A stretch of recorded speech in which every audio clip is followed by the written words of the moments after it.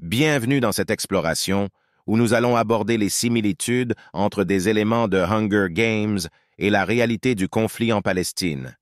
Le film nous transporte dans un monde fictif où le contrôle, la manipulation et la lutte pour le pouvoir sont des thèmes centraux.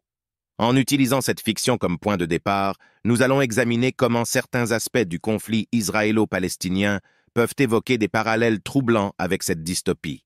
La comparaison avec Hunger Games peut être envisagée en mettant en parallèle certains éléments du conflit en Palestine avec des éléments du film.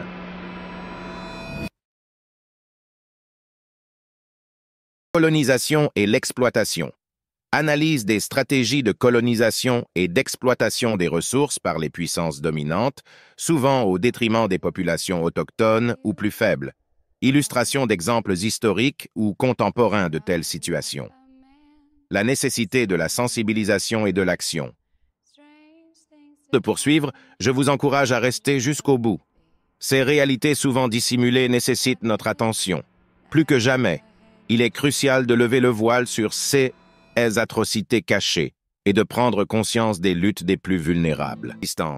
Le film présente une gouvernance autoritaire du Capitole face à laquelle les districts résistent. De manière analogue, certains groupes considèrent la gouvernance de Netanyahou comme étant autoritaire, suscitant des critiques et une opposition au sein même d'Israël et à l'étranger. Gestion de l'image et du discours. Les deux figures ont été associées à une gestion sophistiquée de leur image et de leur discours public. Ils ont utilisé les médias et les discours pour façonner la perception du public et maintenir leur soutien, tout en contrôlant la manière dont ils sont perçus. Ces comparaisons permettent d'illustrer certaines similitudes entre la façon dont le pouvoir est exercé dans la fiction et dans le monde réel, offrant ainsi une perspective pour analyser les mécanismes de pouvoir et de contrôle politique. L'anxiété, l'agitation, la psychose, qui détend au maximum.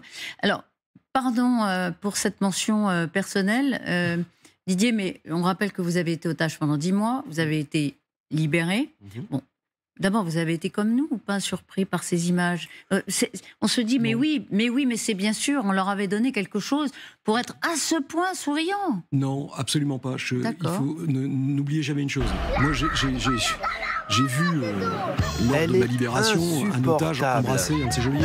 Mais pourquoi? Parce que jusqu'au bout, la peur, tant qu'on n'est pas sorti, on n'est pas libre. Ça fait des années qu'elle prend la tête à des types surarmés. Au début, ils rigolent.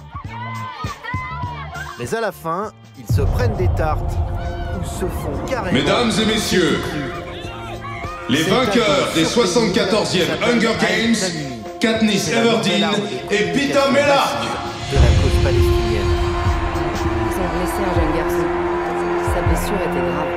Elle n'est pas celle qu'il croit. Ce garçon, c'est le Elle veut cousin juste d'Aed. sauver sa peau. Mohamed Tamimi, C'est 15 aussi ans, simple que a eu ça. le crâne brisé par Mais une balle elle est en devenue leur lueur la d'espoir. défigurée. Alors elle Aed doit est être choqué éliminée. et s'en prend alors aux soldats. À votre avis? Elle doit mourir, j'en conviens, mais de la bonne manière et au bon moment. Et met l'armée israélienne dans Katniss l'embarras. Everdeen est un symbole. Nul besoin de la détruire, il suffit de détruire son image. Après, la ville En leur a commencé montrant à qu'elle faire était réagir nôtre. les Israéliens. Il faut les en convaincre. Ils ont fait pression sur les soldats. Ils la haïront tellement qu'ils la tueront pour vous.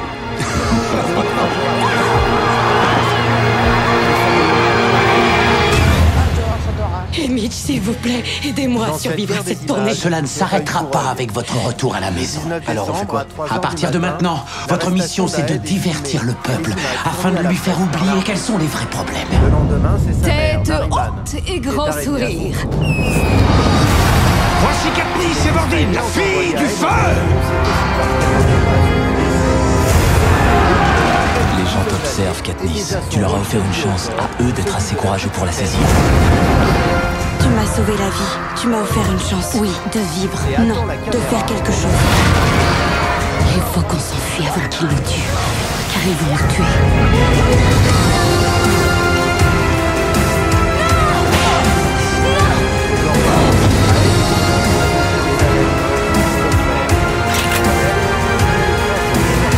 Allez-y.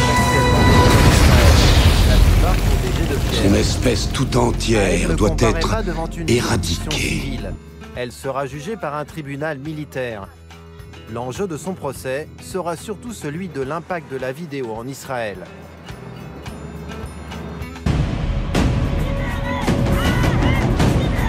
Alors arrêtez de tuer pour lui!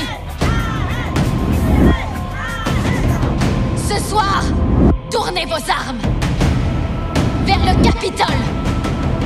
Tournez vos armes vers Snow.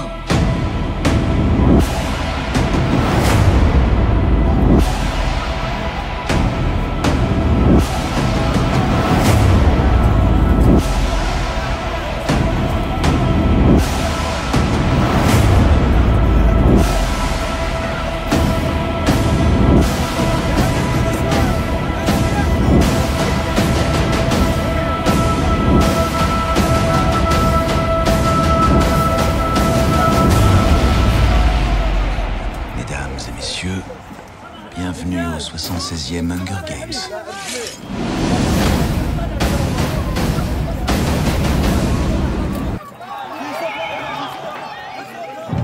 Ils ont mis Tsahal dans une situation que je vais résumer, c'est pas le terme exact qu'on emploie dans l'armée, mais ça veut dire ça, tir libre. C'est-à-dire qu'ils n'ont aucune contrainte d'engagement.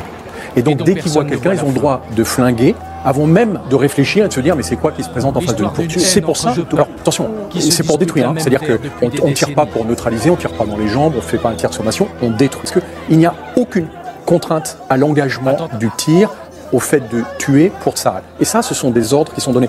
Raids aériens. Guérilla urbaine. Chaque jour, la poudrière du Proche-Orient menace la paix.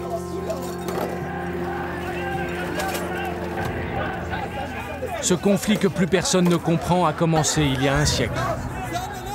Et c'est cette histoire que nous allons vous raconter.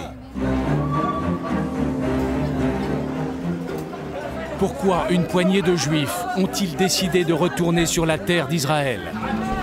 L'ancien roi... Et l'enfer se poursuit pour les milliers de déplacés. Assez de souffrir. Arrêtons de faire souffrir ces enfants. Arrêtons de leur imposer cet avenir douloureux. Je vous le dis, Netanyahou, chaque enfant que vous pensez avoir détruit à Gaza, lorsque vous avez tué son père et sa mère, grandira en voulant venger son père et sa mère. Horatius disait, comment un homme peut-il mieux mourir qu'en affrontant un destin contraire?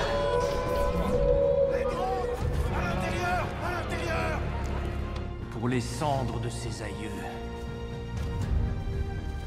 et les temples de ses dieux. Je t'ai créé, Jack. Je suis ton dieu.